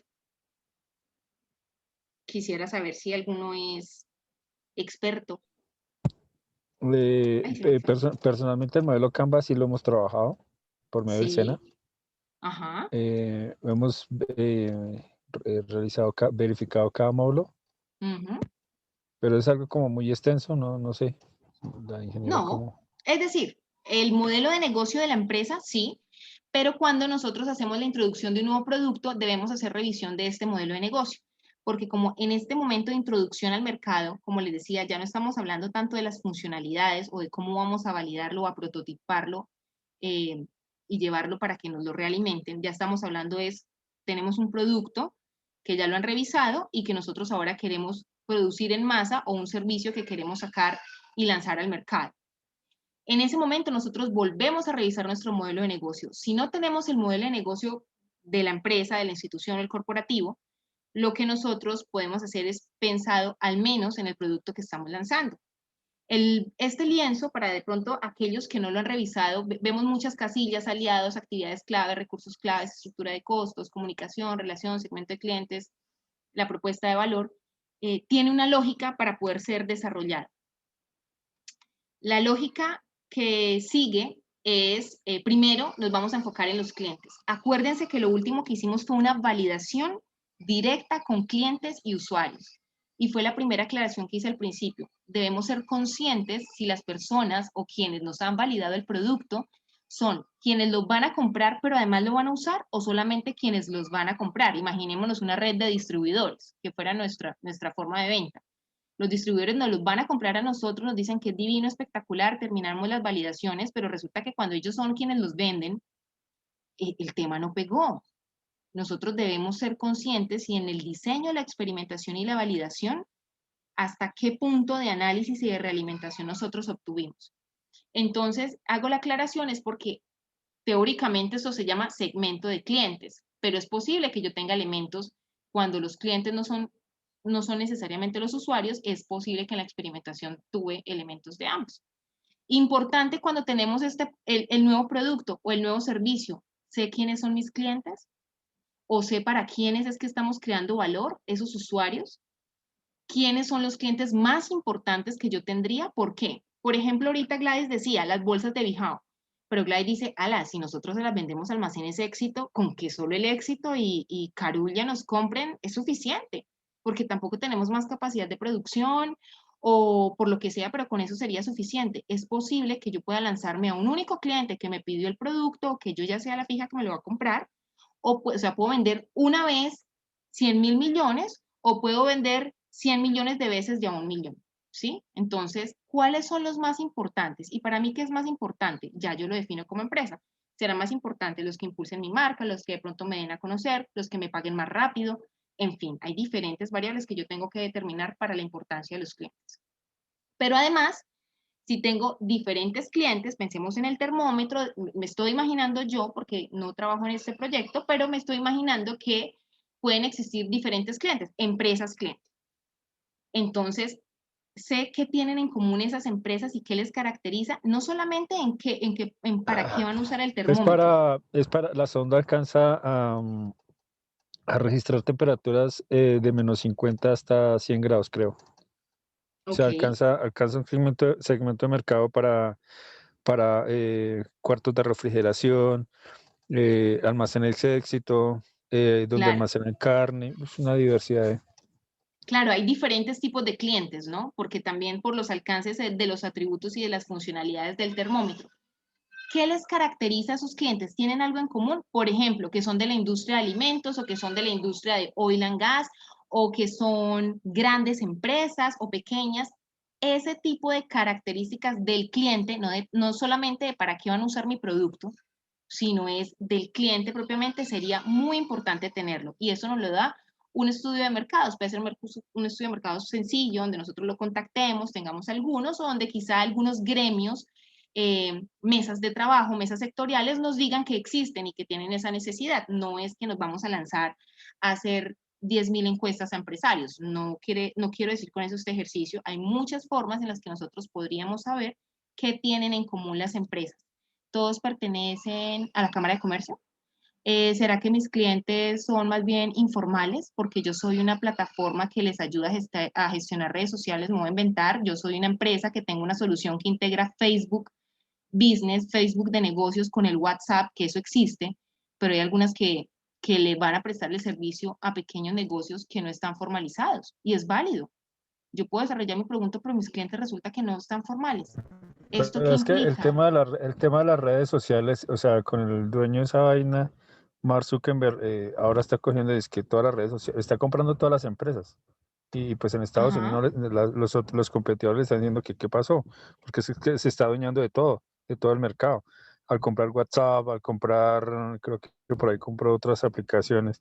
Entonces se está adueñando de todo el mercado y los demás que no, la libre competencia donde está, le están diciendo al señor, venga, venda a esas empresas, lo están obligando, civilmente hablando. claro que sí. Pero sí, deberíamos revisar el tipo de los clientes que tienen en común, si son formales, si no están formales, si son empresas grandes, pequeñas, si tenemos de todo, pero si podemos encontrar algunas características globales. Eso en este primer tema. ¿Qué recomendamos? Ser muy concretos, poder, ojalá, tener, si no son clientes empresariales, sino son personas, los usuarios, poder tener inclusive detalle de edades, sexo, educación, los intereses, en fin, ¿no? Lo más concreto que podamos hacer. Después que nosotros sabemos quiénes son los clientes del producto que hemos creado, nosotros vamos a hacer algo que se llama la propuesta de valor. La propuesta de valor es una redacción donde todos vamos a tener también el mismo discurso dentro de la empresa y sabemos qué es lo que vendemos. No vamos a decir simplemente vendemos un termómetro o nosotros hacemos bolsas de Bijao. No, es nosotros qué valor le damos al cliente, qué problema le estamos resolviendo o qué necesidad estamos nosotros atacando con esta solución. Y además, ¿por qué nos eligen a nosotros? Entonces, en ese discurso o lo que en lo que otros temas también llamamos nosotros el concepto de discurso, es como si nos aprendiéramos una oración, ¿no? Nosotros en la empresa tenemos la capacidad de decir, nosotros le damos valor a nuestros clientes a través de este dispositivo que hace esto, esto y esto, porque le resuelve el tema de que se demoran más tiempo en y por eso ellos pueden reducir costos y esa es la diferencia que tenemos nosotros frente a nuestros competidores o frente a otras soluciones. Es algo así. La propuesta de valor termina siendo un todo que se construye a partir de resolver al menos estas preguntas. Acá lo mismo, debemos ser concretos, pero además si tenemos diferentes ofertas, quiere decir, si mi empresa hace termómetros, pero también hace, no sé, otro dispositivo, unas manillas inteligentes, o si mi empresa hace bolsas de bijao en esta innovación, o lo que buscamos que sea innovación, pero antes hacía de pronto empaques en cartón reciclado, aunque no es lo mismo, es posible que nosotros podamos empaquetar esos resultados en una misma propuesta de valor. Hacemos desarrollos, y los podemos incluir todos. Es importante que revisemos si tenemos otros servicios o productos, perdón. Después de haber identificado a mi cliente, de tener mi discurso, como les hablaba, o mi propuesta de valor, es importante saber cómo vamos a hacer esa comunicación y la distribución, lo que en otros modelos Canvas, a veces cambia un poco la terminología, llaman los canales. Esto es lo siguiente que nosotros vamos a llenar y es cómo hacemos contacto con los clientes. ¿Con cuáles clientes? Con los que yo ya caractericé en el primer momento, ¿no? Empresas grandes, empresas informales, empresas de un sector específico. ¿Por qué? Porque yo puedo decir, si yo ya descubrí que todas pertenecen a la Cámara de Comercio de Bogotá, de Bucaramanga, de Tunja, de la ciudad que sea, pues quizá a través de la Cámara de Comercio puedo hacer que ellos me conozcan, ¿no? Para que me compren. Pero no solamente cómo los contacto, es ellos cómo me pueden encontrar. A veces, en algunas empresas podemos cometer el error de hacer un esfuerzo comercial donde yo salgo a buscarlos, pero donde no pongo esfuerzos en permitir en que ellos me encuentren. ¿Cómo me pueden encontrar? Voy a pautar, voy a estar en algunos directorios especializados, voy a participar en algunas ferias o en algunos espacios específicos donde mi producto tiene cabida para esto, voy a hacer algunas muestras comerciales, en fin. Este tema, no solamente cómo encuentro clientes, sino cómo me encuentran, a veces lo dejamos desprotegido. Y finalmente en canales también revisamos cómo entregamos nuestros productos y servicios. ¿Cómo es todo? Es cómo les va a llegar, cómo los voy a transportar, porque fíjense que las respuestas que nosotros demos a estas preguntas pueden tener implicaciones en cuánto vale la producción, distribución, venta y el ejercicio también de comercial de poder conseguir los clientes. Esto puede incrementar, yo puedo decir mi precio es de 5.000 pesos la unidad, pero cuando yo empiezo a sumar todo esto, resulta que transportarlo me vale 40.000 pesos. Yo ya empiezo a pensarlo dos veces y el producto va a pasar al TRL 9, ¿no? Entonces, por eso los canales también ver cómo los vamos a entregar, el servicio postventa y demás, es muy importante de concretar para monetizarlo después, pues para saber cuánto nos vale. Entonces, en este momento, identifiqué mis clientes, tengo mi propuesta de valor, sé cómo les voy a entregar el producto, pues ahora quiero ver cómo me relaciono con ellos. ¿Qué podemos hacer para crear una relación más profunda? Yo ya le vendí, tengo servicio postventa, pero si no, digamos, es una venta muy sencilla, yo puedo decir, bueno, y después cómo me conecto con ellos para que me sigan comprando, cómo los fidelizo, por qué quieren volver, regresar y comprarme. Puedo utilizar cosas un poco más que parecieran fuera del negocio, pero es tener blogs, tener comunidades, ¿no? Con mis clientes o con clientes potenciales o con clientes anteriores, el contacto de cómo les sigue yendo con mi producto, en fin. Esto también es importante y también implementar soluciones para relacionarme con los clientes puede requerir esfuerzo financiero en tiempo y demás. Una de las cosas que he aprendido es que Sí. es más fácil mantener los clientes que conseguirlos. O sea, Ajá. fidelizarlos. Sí. Sí, sí, es posible que en algunas empresas esto suceda, porque sobre todo cuando tenemos una cercanía con los clientes, que para nosotros ya es fácil llegar a visitarlos o conectarnos, ya nos hablamos inclusive por nuestros nombres, sabemos quién es la secretaria, quién es todo el mundo, a veces es más fácil que nosotros mantengamos la relación que poder entrar, que nos abran las puertas en otra nueva organización, en otra nueva institución para que sean nuestros clientes. Muchas veces es así. A veces inclusive hay empresas con las que yo me he encontrado que la fuerza de venta se da más por referidos y voz a voz que por encontrar nuevos clientes o por estar disponibles en plataformas especializadas o otra forma de mostrar la empresa. A veces es más por voz a voz y por recomendación. ¿Por qué? Por la dificultad de algo que llamamos la gestión de la confianza, ¿no? Entonces, la gestión de la confianza A veces nos rodeamos más de los que tenemos, ¿no? Y eso se da en todos los ámbitos, no solamente en el área comercial de las empresas, también se da, por ejemplo, en talento humano. Hay empresas que todavía contratan a los cercanos, porque dicen, uy, no, mejor esta persona que me recomendaron puede desempeñar este cargo, en fin, eso es normal en el tema de cultura de la organización. Y por eso a veces es más fácil, cuando tenemos una confianza, gestionarla de esa manera, ¿no? Mantener clientes que llegar a otros. Pero sí. Bien, entonces hasta este punto hemos hecho un análisis bastante enfocado a los clientes, ¿no? ¿Quiénes son? ¿Cuál es la propuesta de valor que les tengo? ¿Cómo voy a hacerles llegar los productos? Y cómo me voy a relacionar con ellos inclusive después de la venta. Ahora es, ¿y todo eso cómo se monetiza? O sea, esto cómo, ¿cuáles son mis fuentes de ingreso? Entonces, las preguntas son, ¿cómo y con qué método el negocio está capturando dinero? ¿Qué quiere decir? ¿Cómo me pagan? Tengo pagos en efectivo, en tarjeta, transferencia, a 30 días, yo les fío. Y llegamos a analizar cosas como, por ejemplo, hay empresas que han fracasado porque no se han dado cuenta que al cliente le venden, le dicen, listo, le vendo a 60 días el producto, me lo paga en 60 días, pero resulta que el proveedor le está cobrando uno a 15 o a 30. Entonces yo estoy usando mi liquidez en la empresa, le estoy prestando la plata al cliente, mejor dicho. Le entrego el producto, pero yo sí le tengo que pagar a mis proveedores con tiempo anticipado o para pagar el producto, el desarrollo de la producción o de sacar la línea, el lote de producción tengo que pagar un montón y le fío mucho a mis clientes y el tema de liquidez, manejo de cartera vencida y demás puede traer inconvenientes en esta introducción al mercado. Y cuando vemos que nosotros estamos siendo los bancos de nuestros clientes, porque somos los que les estamos financiando y el producto lo tienen desde el principio, desistimos de continuar con tener nuestro producto en el mercado y esa innovación fue innovación por un mes, 2 mesecitos y luego se archivó. Mucha patente, mucho registro, mucho programa de impulso, de desarrollo empresarial, un montón de cosas, pero resulta que no. Cometimos el error de no tener los tiempos claros entre el perfil de acreedores, proveedores, o llámese clientes, en fin, de los que pertenecen a la cadena. Entonces, la fuente de ingresos no es solamente el precio que voy a manejar, sino también qué otros negocios yo puedo tener alrededor del desarrollo que hice. Voy a darles otro ejemplo que no es tan usual, pero que podría suceder en algunos casos.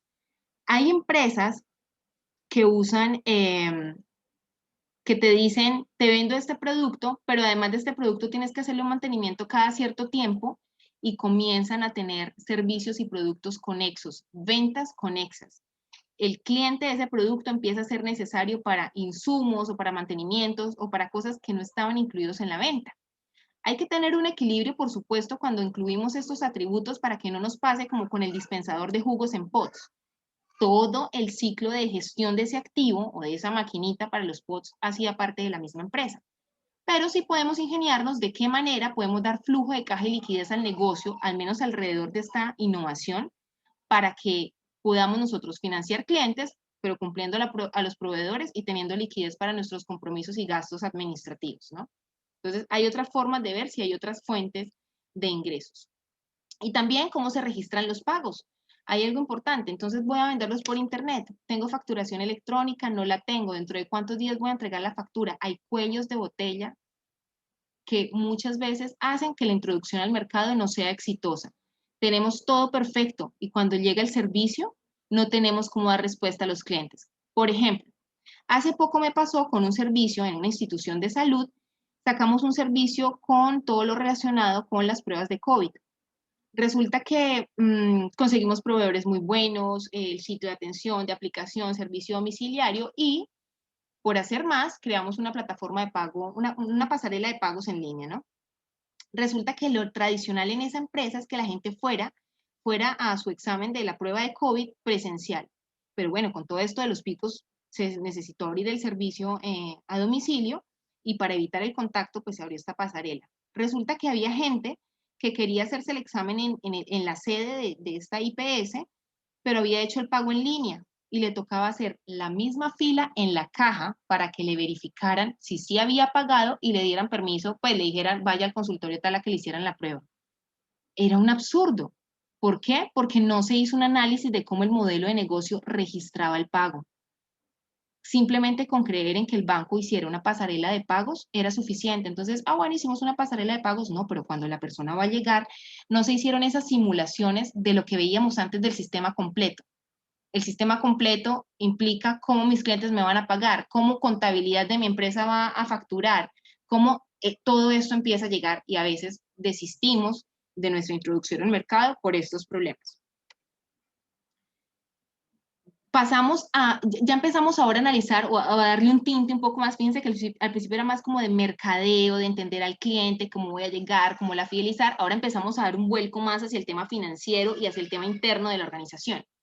Entonces ya hay momentos en los que con esta nueva invención vamos a tener que analizar qué son los recursos clave, cuáles son los recursos físicos que determinan el éxito de la entrega de mi producto, de la prestación de mi servicio.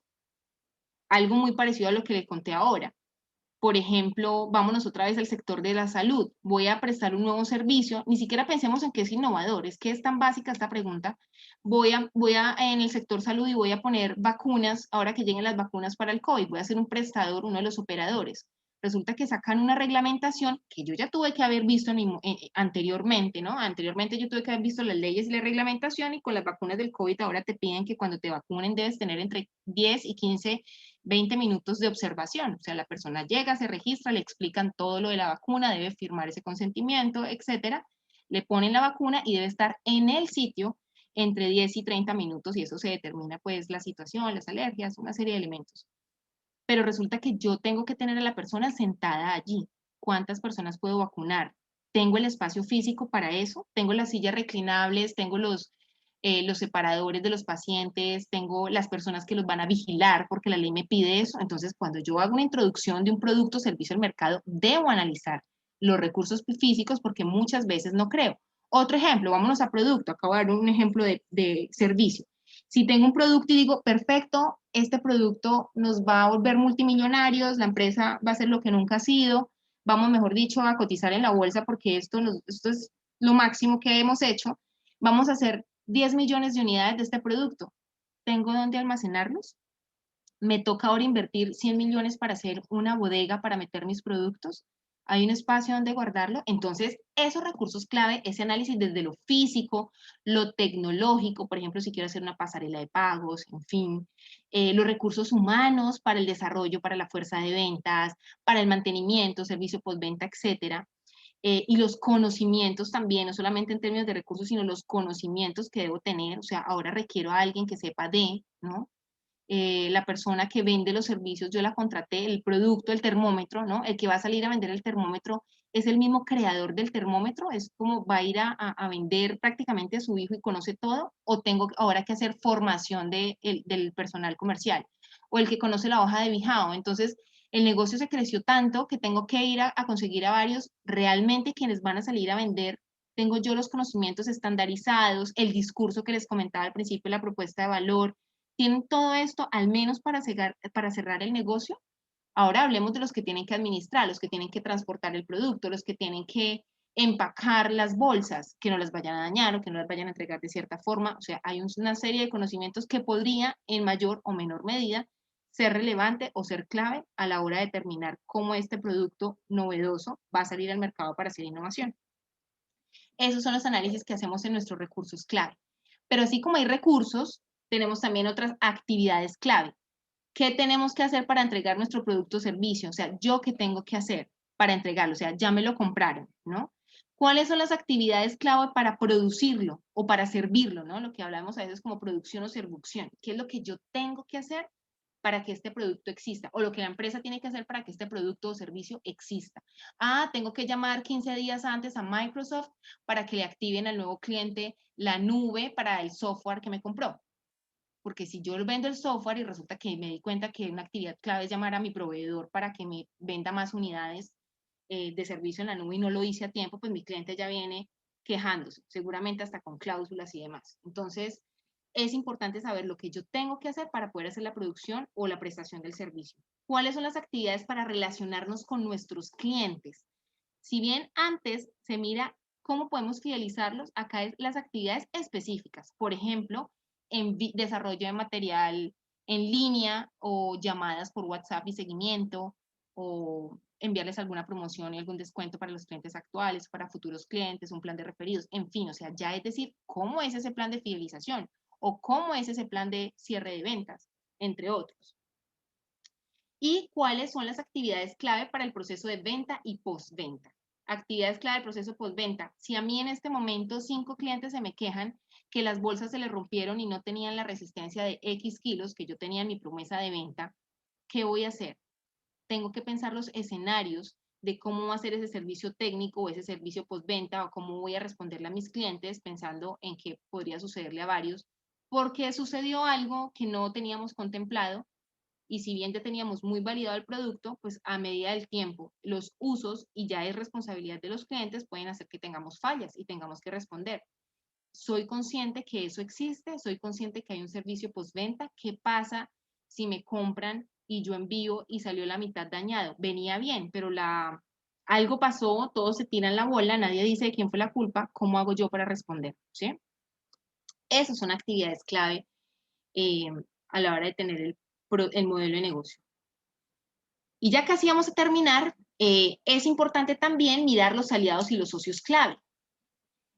A veces confundimos a los aliados o a los socios clave con los proveedores. No todo proveedor es socio clave. No todo distribuidor o empresa que me ayuda a mí a distribuir mi producto, o transportadora o de temas logísticos, es mi socio. Vamos a entender nosotros como aliados o socios aquellos que se desarrollan y evolucionan en una relación ganar y ganar con nosotros. Por ejemplo, voy a inventarme que he hecho un producto, me inventé unas cajas con cartón reciclado, las voy a vender desarmadas. Los diseños de las cajas, los diseños también se pueden patentar a propósito. Entonces, me voy a imaginar que yo las tengo, son muy bonitas, las voy a vender en Dollar City. En Dollar City, entonces van a vender las cajitas y allí están metidas de a 10 unidades. ¿Qué pasa si yo las envío a Dollar City pero llegan arrugadas, ¿no? Llegan dobladas, en fin, ellos no las pueden vender? Si mi proveedor de servicios de distribución, o sea, aquel que recoge en mi empresa y se la lleva a Dollar City, de pronto me dice, venga María Fernanda, yo le propongo que las metamos en estas cajas especiales para transportarlas, yo no las tengo, pero venga, yo se las consigo y bueno, ahí el proveedor se ajusta a las necesidades de su cliente, porque el cliente soy yo. Fíjense que nosotros hemos hablado de las necesidades de mis clientes, pero nunca olvidemos que nosotros somos clientes de otros y esto es una cadena. Estos otros clientes, estos proveedores para los que yo soy cliente, también crecen. ¿Será que a veces soy un poco, cómo podríamos decir? Quizás soy un poco reservado, soy muy entregado a mis clientes, pero poco demandante con mis proveedores. Eso sucede muchas veces, sobre todo cuando son relaciones entre personas jurídicas, ¿no? Entre empresas. Nosotros como clientes a veces nos solicitamos y es importante ver si lo hacen. Y si lo hacen, podemos decir que nuestros aliados o nuestros socios también son nuestros proveedores, pero no simplemente porque me provea, lo es. Puedo tener el caso de un proveedor que no se desarrolle en su negocio gracias a mí, sino un proveedor que me diga, ay, María Fernanda, usted todavía me debe telas de su empresa de confecciones, usted me debe telas, pero tranquila, yo sé que las ventas están bajitas por el COVID, no me las pague, si quiere hasta le despacho otras, no se preocupe. Ese puede ser un socio clave, o sea, aquel que es mi amigo también, aquel que entiende que la situación está dura, que yo lo voy a pagar, pero que en este momento no es fácil para mí, el que me fía, el que es flexible, ese tipo de cosas también son válidas para identificar esos aliados o socios clave. Cuando estamos hablando de un nuevo producto es posible que no los tenga, pero puedo ir pensando a quiénes me puedo acercar y qué le puedo proponer para hacer un desarrollo de organizaciones a partir del producto, del servicio que yo he creado. Y finalmente, con eso cerraríamos ya para nuestro tema del modelo de negocio, para hacer la introducción al mercado. Tenemos que revisar esa estructura de costos. Muchas veces, para nosotros la estructura de costos solamente va a determinar cuánto me vale a mí construir el dispositivo o fabricar las bolsas o prestar un servicio específico.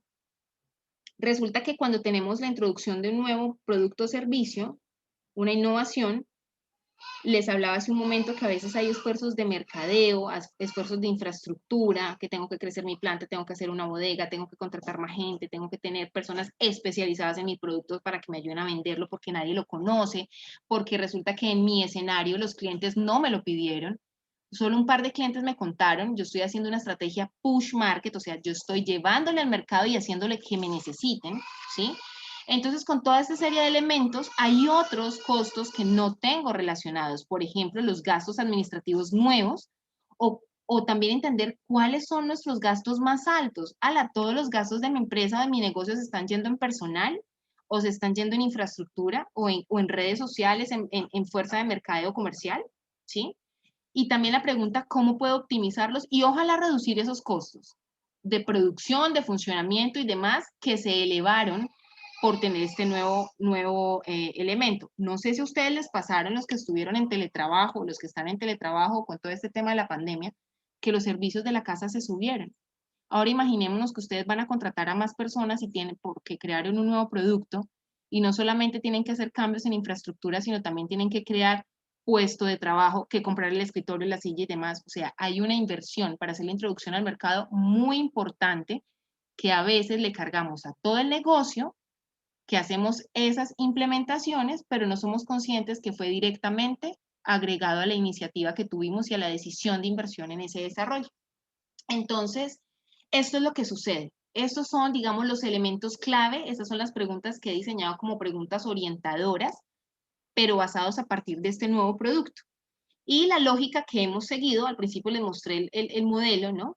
La lógica que hemos seguido hasta el momento es, miramos los segmentos de los clientes, vimos luego la propuesta de valor, ¿no? Este discurso que les contaba que es importante tener muy claro, cómo me voy a conectar con los clientes, cómo voy a fidelizarlos y el servicio postventa y demás, cómo voy a capturar dinero, o sea, cómo voy a ganar, puedo tener ventas o servicios conexos, o de qué otra manera, o cuáles son las formas inclusive en las que me pueden pagar, cuáles son los recursos clave, cuáles son las actividades clave, quiénes son mis aliados y finalmente la estructura de costos. Todo esto representa el modelo de negocio de esta innovación o de esta invención que quiero llevar al mercado y que plantearlo me permite tomar una decisión frente a con qué magnitud voy a hacer esa introducción, si voy a sacar algunos lotes de prueba iniciales, si de pronto voy a hacer un modelo preventa, o sea, la gente me solicita, yo luego fabrico y entrego con unos tiempos que pues debo hacer en mi promesa al cliente y demás. Todas estas son estrategias. No quiere decir que porque esto nos salga costoso o lo veamos complicado, no quiere decir que no se pueda hacer, al contrario. Ese proceso creativo que existió para desarrollar un nuevo producto debería existir para optimizar el modelo de negocio inicial, para hacerlo más barato, pero a la luz de que sea viable.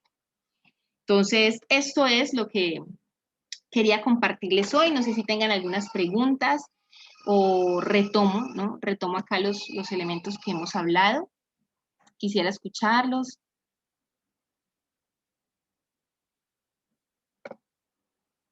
¿No? ¿Todos? ¿No? ¿Nada? ¿Todo está súper claro? Bueno, pues, en conclusión, de Sí, nuevo... señora, yo ok, tengo una. adelante. De antemano, muchas gracias por la consultoría. Interesante conocer diferentes puntos de vista que porque a veces uno como empresario Sí. se enfoca simplemente es que la facturación, que prestar el servicio bien, que vender los productos bien. Pero este tema de la consultoría, desde el prototipo, interesante verlos de diferentes puntos de vista para llegar a lo que se quiere. Yo pienso que para poner en ejecución, para este caso del voucher de innovación aquí en Boyacá, es un conjunto de todo, desde mercadeo, ventas, compras, dónde se van a comprar el suministro de los elementos para ensamblarlo, quién lo va a ensamblar, la misma persona que lo va a ensamblar es la que lo va a instalar, quién va a hacer el mercadeo, es un conjunto de todo para que funcione. Sí, señora, muchas gracias de igual manera por todo. No, con mucho gusto. Gracias también por todo lo que nos has compartido. Bien, entonces, de pronto yo tengo una orientación un poco hacia el tema de propiedad intelectual porque mucho tiempo he trabajado en gestión de la innovación y para mí, digamos que lo pongo como una primera conclusión y es, por favor, revisen si el desarrollo que ustedes están haciendo es totalmente de ustedes, o si alguien que ustedes no conocían, una empresa, lo que sea, había hecho algo muy parecido. En cualquier momento lo podemos hacer. Lo ideal es hacerlo al inicio. Y si no lo han hecho, ¿qué posibilidad hay? Si hay alguna posibilidad de protegerlo o también, ¿no? Porque puede llegar otro más grande y en esta introducción del mercado muy bonito, muy funcional, muy validado, muy experimentado, muy prototipado, pero viene otro que me coge la idea, no la tengo protegida, la implementa, tiene inversionistas y demás, y ese se llevó el negocio y bueno, ¿sí? Entonces, el tema de la propiedad intelectual, si estoy infringiendo algo o si por el contrario debo proteger lo mío para que no me lo quiten. Lo segundo, importante validar esas necesidades de mercado. Ustedes lo hicieron al principio cuando identificaron las necesidades y demás. Sin embargo, como hay clientes con los que ustedes no se conectaron, es posible que puedan tener algunos procesos de experimentación donde vuelvan a revisar. ¿El mercado lo sigue necesitando o esa necesidad yo la identifiqué hace 2 años y hoy en día no es vigente? Porque mi desarrollo lleva 2 años, estoy dando un ejemplo, lleva tanto tiempo que otro ya me reemplazó y esa necesidad es inexistente. Otro tema es validar las funciones, los atributos de la invención. Ya esto es algo, lo que hablábamos en un momento, ¿no? ¿Esto sirve para lo que digo que sirve? ¿O esto cumple? ¿O esto entrega? ¿Esa promesa de valor es real? Validar los aspectos comerciales. Es bastante lo que hemos hablado, ¿no? Cómo lo vendo, de qué manera me conecto, en fin. Validar cómo se integra con otros elementos de la cadena de valor, con mis proveedores, no solamente con mis clientes, con mis proveedores también, con los distribuidores, si llega a haber el caso que existan. Validar la integración con el sistema completo, ¿no? Entonces ya hemos visto los criterios de usabilidad, el ejemplo que les di de la máquina que se hace para la industria del agro, pero que tiene fuente de energía eléctrica y pues no existe un cable de 3 kilómetros o no es viable, ¿sí? Un cable de 3 kilómetros. No tiene criterios de usabilidad, no se adapta al entorno real en el que va a funcionar. Y por último, redefinir el modelo de negocio de la empresa, mirar estos 9 componentes para poder entender si tenemos que cambiar algo, si los costos de desarrollar un nuevo producto no solamente están en desarrollar un nuevo producto, sino además en tener nueva infraestructura, personas, plataformas, software, tecnología, en fin, ¿sí? Entonces, estas son las conclusiones que les quiero entregar, o digamos más que las conclusiones son los mensajes de los diferentes aspectos que podemos validar y que nos van a decir si nuestra invención es viable en el mercado o si viabilizarla nos puede tener un esfuerzo comercial y financiero muy grande y si estamos dispuestos a pagarlo o lo dejamos allí un momento y luego lo hacemos, ¿no? Es este análisis financiero que seguramente ustedes más adelante van a hacer en estos proyectos. Muchas gracias por estar acá, por escucharme todo este tiempo. Si tienen preguntas, en fin, acá igual está mi correo electrónico, mariafernanda.diazde@gmail.com. En cualquier momento también que quieran conectarnos, con mucho gusto. Y bueno, esto era todo. Muchas gracias, muy amable, la verdad que bien interesante y válidas todas las cosas que mencionaste en la conferencia. Vale, muchas gracias. Muchas gracias por la invitación y por la enseñanza muy práctica. Bien, vale, gracias.